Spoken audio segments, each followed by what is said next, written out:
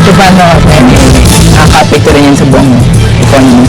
Kasi kapag mataas naman yung power ng peso natin, syempre, mas okay para sa atin, pero at the same time, parang bababa yung mga foreign investors dito sa Pilipinas. So, medyo makaka-apekto siya in a positive way and in a negative way.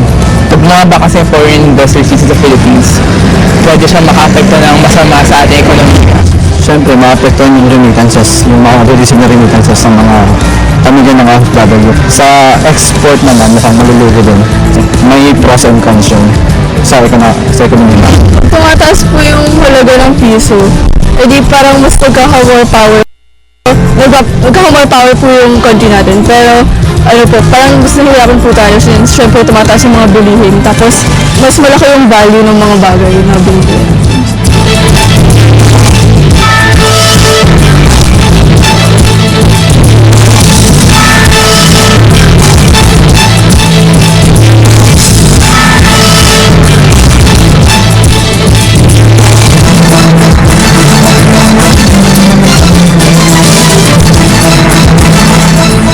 Babalik pa po tayo sa The Strong Peso at PTV Special Forum. Balik po tayo sa ating audience. Tanungin naman natin, tawagin natin si Don para magtanong. Don?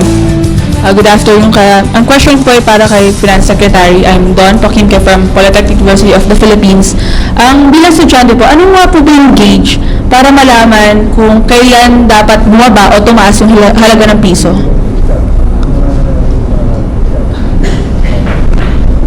My hearing is not very good. Can you please translate? So what is the gauge? What gauge do we tataas po o bababa ang peso? Well, the movement of the peso rate is a very obvious thing. If the peso need more peso to buy the dollar, it'll be losing in value. So if that's the question, probably that's not your question. Your question is, what rate would be the rate that a person like me would push for? That's an interesting question. Yeah. Answer, sir. Because the question you asked was, What's the ideal What's the rate? ideal rate for you? 80 to a dollar. Is there such an ideal? Is there that's too such? extreme.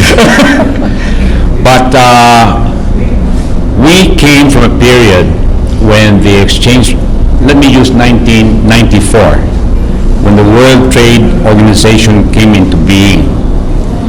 We were signatory to that without conditions. The Chinese, this is mainland China, was also considering signing, because if you were not part of the WTO, then there will not be access to the kinds of trade that everybody was hoping for, free trade. And the Chinese devalued 40% and kept the devaluation. And they did not join WTO. WTO, as it turned out, never became ratified. You went into regional arrangements and so forth. So the Chinese made a gamble. They were not excluded from a WTO that could not become in existence. It became fractured. And with that exchange rate, they grew very fast. So that was their strategy. Now you ask me that question, what would I do today? What rate? And I would say anything higher than 41 is better. But I don't know where it will go, no? Because there are inflation consequences. Okay, thank you, sir. Gio? Sir, yes, sir. Merong formula accepted by economists. I think even PIDS, the group of economists, the economists of UP, the economists, they use a formula for determining what is the exchange rate, proper exchange rate. It's just a question of agreeing on the base years kung saan sila magsisimula. Doon sila hindi magkasundo sa BSP. But everybody agrees, lahat ng economists na nakausap ko, wala pa ako nakita hindi that our peso is overvalued.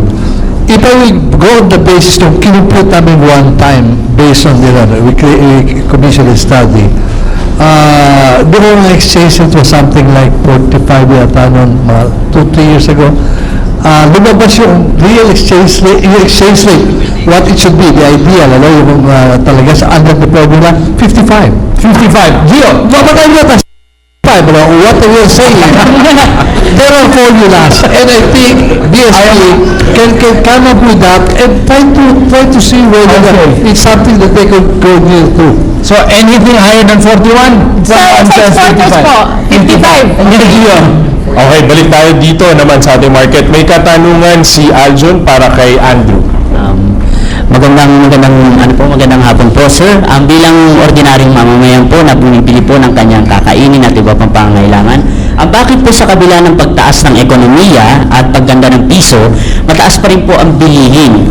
Bakit po ganun at ano po ang ginagawa ng pamahalaan dito? At ano po, sir, sa tingin niyo po ba kailangan ng magbago ng mindset, ng priority, ang pamahalaan, with respect to the OFWs na i-divert po ito sa local economy or yung po sa paggawa ng empleo dito po sa ating bansa? Okay. Andrew! Okay. Salamat sa tanong mo, Iho. kasi. No. Okay. Ang iniisip kasi natin, at kung lumalakas ang peso, automatic tataas yung bilihin. That's not true. Misnomer yan. Alam mo, net importer pa rin tayo ng rice, ng langis, ng gasolina. Ang totoo niyan, pag nag-depreciate ang peso, mas mamahal ang bigas, mas mamahal ang gasolina, mas mamahal ang inyong spam, ng inyong Banana Republic, ng inyong Gap na shirts. That's the truth. So, kung akala nyo na automatic it will equate to lower prices pag for the local economy, yung nga sa mga OFW, hindi totoo yan. So it's a balancing act It's a talaga. balancing act. And another thing, let's put this in perspective. 45%, if with your permission, I'll rattle off some numbers, 45% of our exports are electronics. And the value added of our electronics is only about 30 to 35%. So 70% of the components are imported.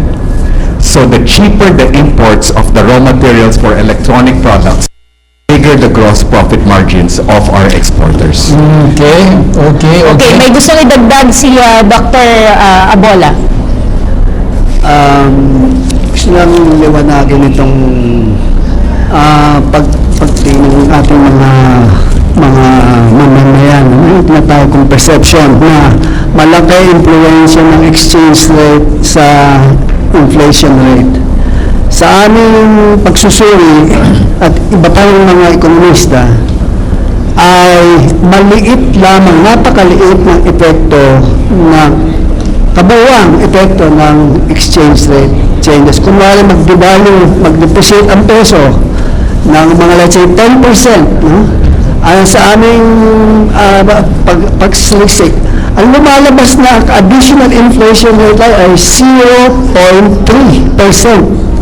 Which, kung balik na rin naman natin, sabihin natin, nag-appreciate, bababa ang inflation rate only by 0.3. So, napakaliit. Gamitin yung instrumento na ang ginagamit ng ibang bansa na palaguin ang kanilang ekonomiya. Maging talagang tiger economy tayo. Hindi yung sikat na lang lagi. Before tayo mag-wrap up, Kathy, gusto ko lang itanong itong pagkaraniwang katanungan ng ating mga kababayan.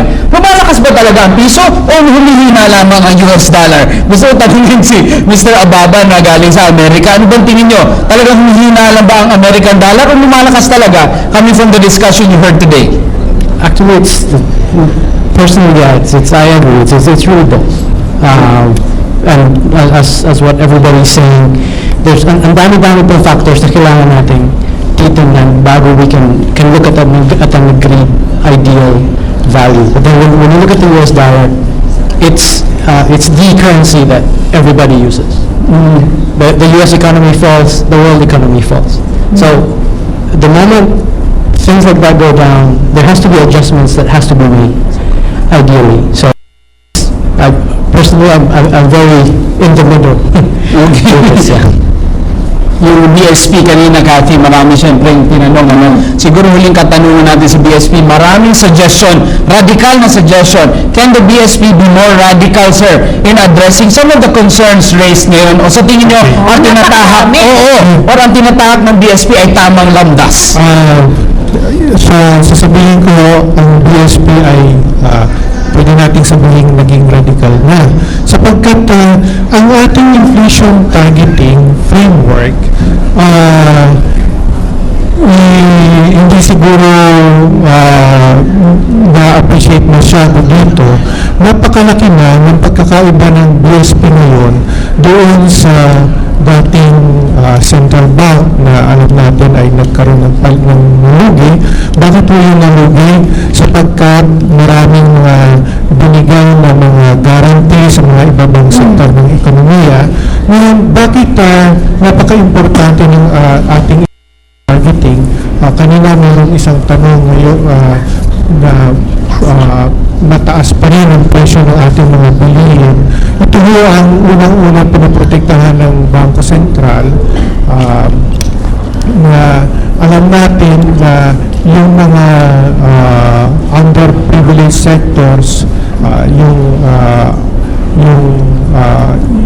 mga government workers, yung mga karaniwang empleyado ay nagdidepende doon lang sa salary at ito ay medyo mabagal tumaas. So, kung ganito, kailangan yung ating pagtaas ng presyo ay mapanatiling mababa. In other words, gusto natin maproteksyonan yung mga lower income groups na dependent sa salaries na fixed naman.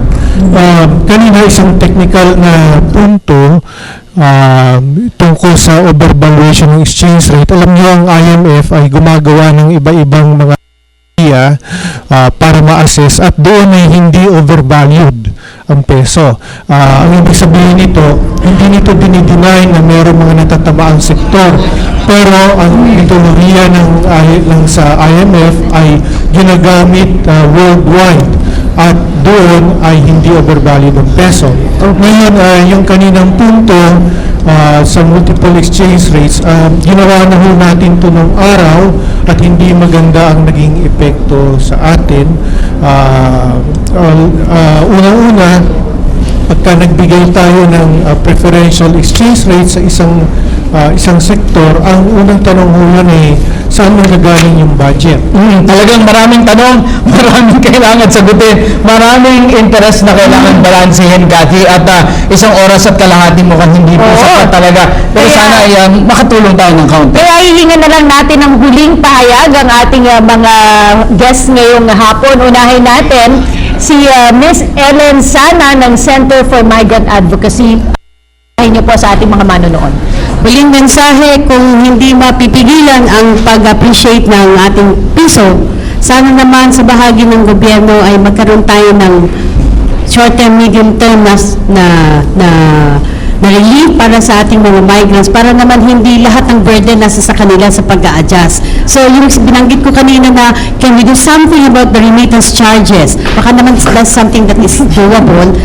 Tapos, meron proposition yung mga taga Hong Kong, babasahin ko na rin, yung may mention ng hot money, yung regulate the hot money, na pag magkaroon ng policy sana na pag walang matatrabaho na mabibigay, huwag silang papayagan. Okay, bibigay po natin yan sa BSP maya-maya, ma'am. Sasabihin ko na rin sa BSP. Okay, thank you po, Ms. Sana. At tanungin din natin mula naman sa sektor ng exporter, si Mr. Ramon Reyes. Gusto ko lang manong sa market development policy ng BSP. Gusto ko lang mabanggit na BSP is a market player. It even borrows in the international market. So it's part of the market. What more it should look at what reserves it has and how to use it against the market. Because the market works against you.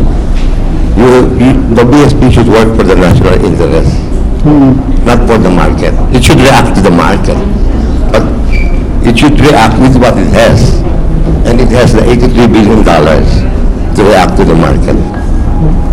it's really a market player more than anything. Maraming salamat, sir. Hingan naman po natin ang huling mensahe from siya po ang CEO ng LBS E-Recruitment Solutions, Sir Lito Soriano. Well, balik ko lang sa kwentahan eh. Hindi naman tayo bago no, naging nag-depreciate ang peso natin. Yung mga nakarang panahon, umabot ng 56 to $1. Ano ba yung experience natin doon? Tumaas ba? O mas mahal ba nga noon ang presyo ng galunggong? Ang bilihin na ang rice natin, mga gatas natin at mga gasolina nung 56 ang dollar? O kaya baka mas mataas pa ngayon na 41 kasi ngayon may 56 na ang gasolina. So, hindi maliwanag, wag sanang gamitin panakot na baka lumaki. Dapat turuan natin ang ating mga kababayan sa tamang programa sa pagbalanse ng ating pulisiya sa exchange rate natin. Okay. Si Mr. Sergio Ortiz Luis naman po mula sa PhilExport para sa kanyang huling mensahe. Gusto ko lang pong liwanagin na as a whole, ang mga exporters, we are not asking for a fixed rate. Alam namin hindi workable yung ipipix mo rate, hindi natin kaya depensahan yan. We are saying that let's work for a competitive exchange rate that is market determined. Although we have to realize, ang merkado natin masyado speculative. At wala tayong masyadong regulasyon that will take away all these glitches. We agree, yung Bangko Sentral has been very different from the Central Bank of the past. Yung ginawa sa SDA, yung ginawa doon sa lowering of interest rates, yung continuous pamimili nila, these are signs that they are also worried about the strengthening peso. Pero gusto lang namin sanang yung mindset, tsaka yung mga pronouncements na laging ine-echo ng Bangko Sentral, ng national government, strong peso, strong republic, hindi ito yun. Tsaka huwag natin pagbintangan yung peso, strong peso, as improvement of macroeconomics, hindi. Kabaligtaran yan. Okay. Ako, napakaraming mga konseptong dapat maintindihan at sana naintindihan po natin. So, he's the Program Director for Strategic Business Economic Program ng UNAP, Dr. Victor Abola. Ko lang pahayag na ang aking pangunahing na problema ay ang ating kahirapan. Dahil ang ating poverty rate at around 26%, kung sundin natin yung dating NSO, yan, doble yan ng rate sa Indonesia. Sa akin, hindi acceptable yun. We need to solve this.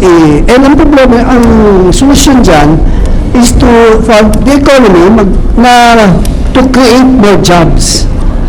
We cannot create more jobs if we are importing more than we are exporting.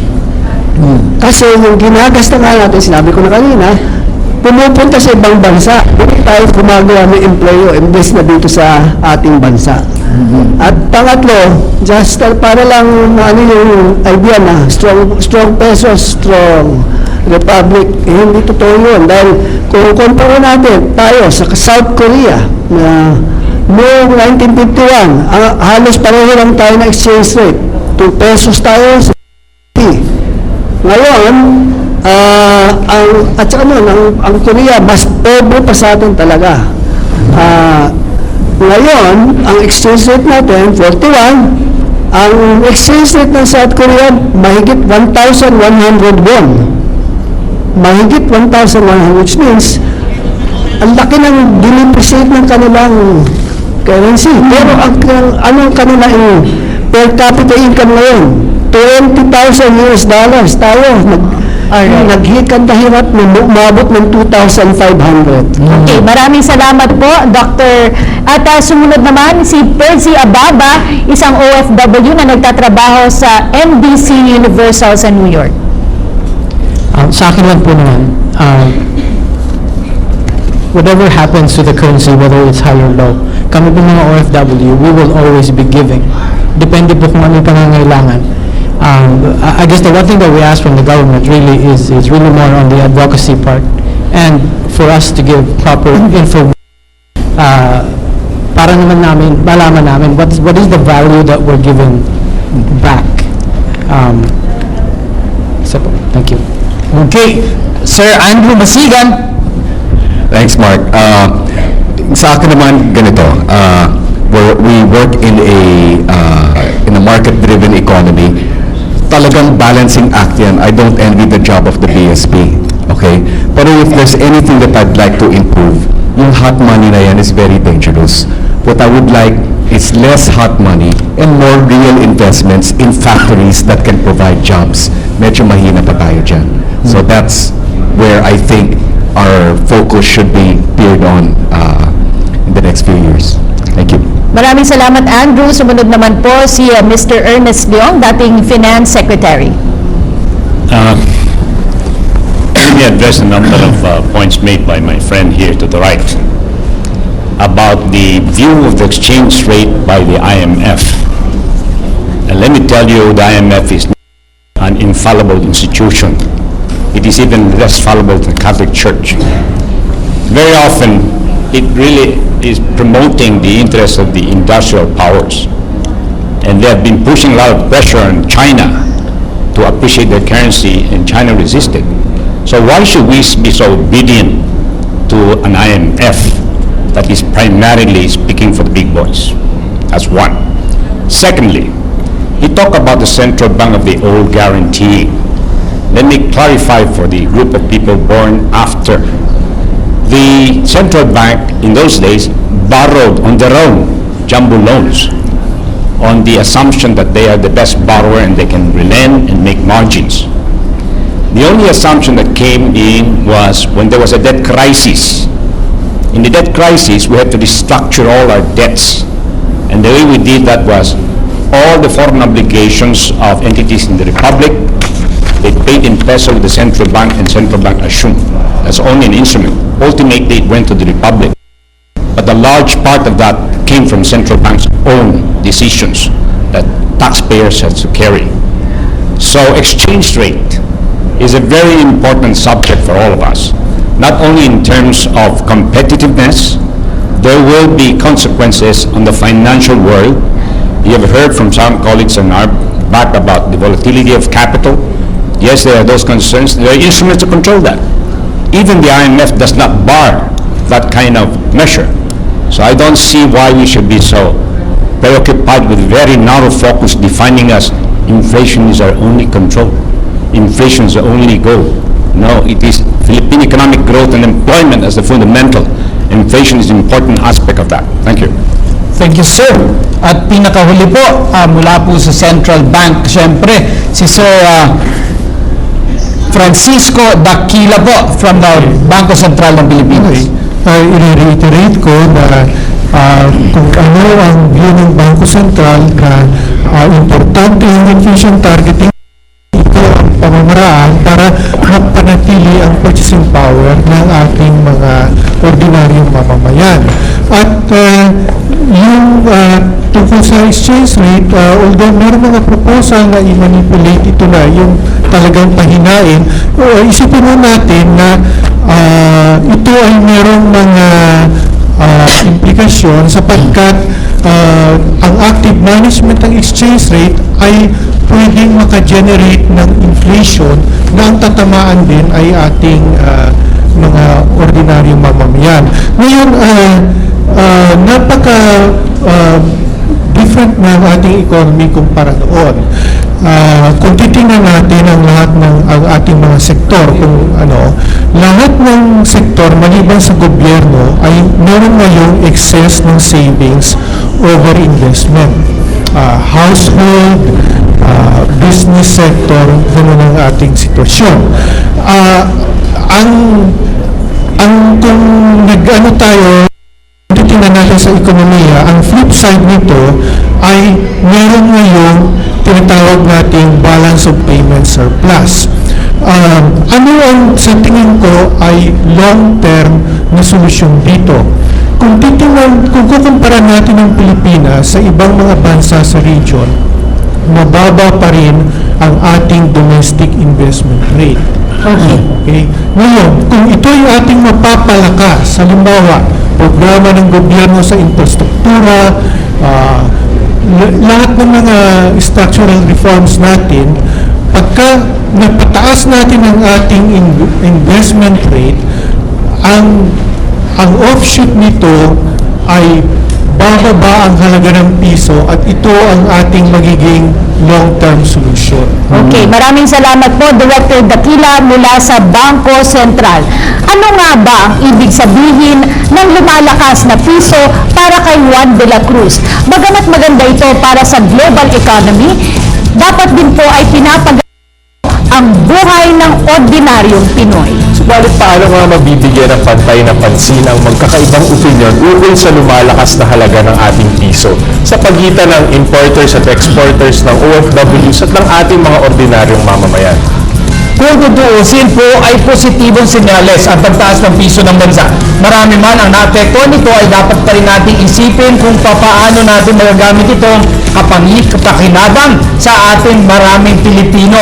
Kumbaga, this is a good problem. Dito papasok ang mahuhusay nating ekonomista, negosyante, gobyerno at lahat ng Pilipino na isipin natin ang pinakamainam na estratehiya para tuluyang gumanda ang takbo ng ating ekonomiya. Ako po, si Atty. Mark Castrodes. Ako naman po si Cathy San Gabriel. Gio Tingson po. Amin kayong inaanyayahan lahat na samahan kami muli sa susunod na Biyernes, alas 3 pa rin ng hapon, dito pa rin sa telebisyon ng Bayan. Hanggang sa muli po, ito ang The Strong Peso, a PTV Special 4.